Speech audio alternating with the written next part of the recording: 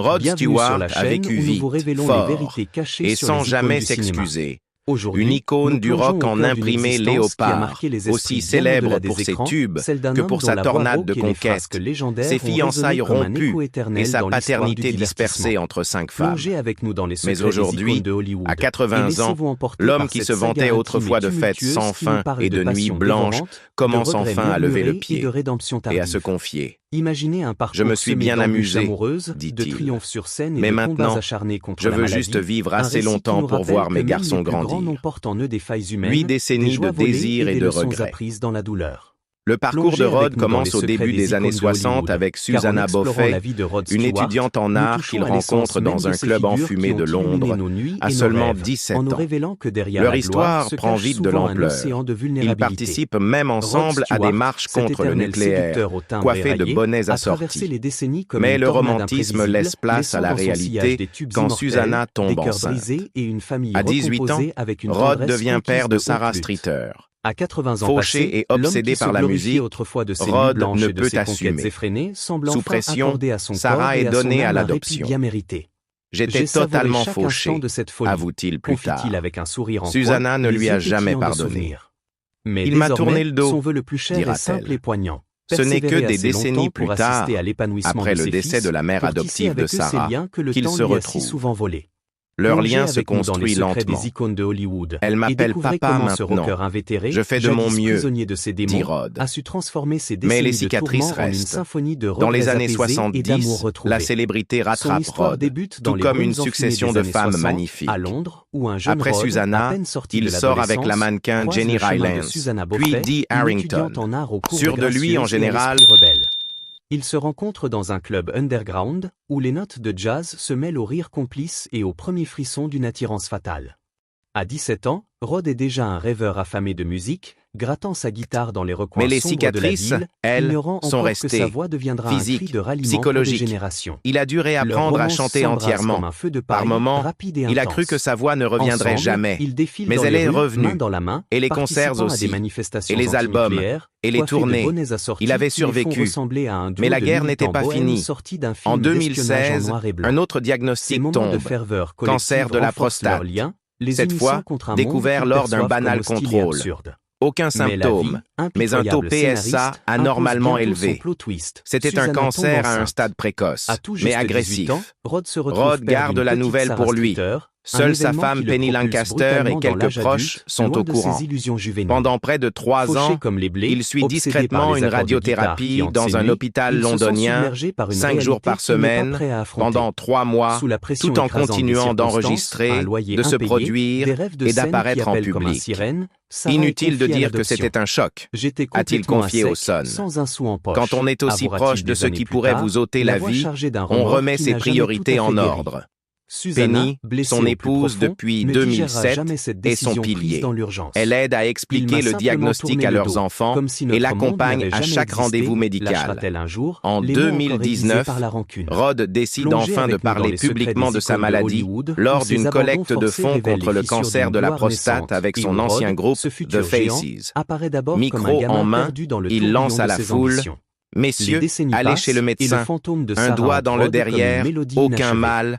Je suis un survivant. » Il venait de vaincre un deuxième cancer. Aujourd'hui, à 80 ans, Rod Stewart se dit plus soucieux de sa santé que jamais. Je suis un peu hypocondriaque maintenant, avoue-t-il. Les hommes, surtout, doivent profiter de la médecine moderne. Elle m'a sauvé la vie 2 fois. Son quotidien est désormais rythmé par une routine de sport stricte, une alimentation équilibrée et des bilans médicaux réguliers.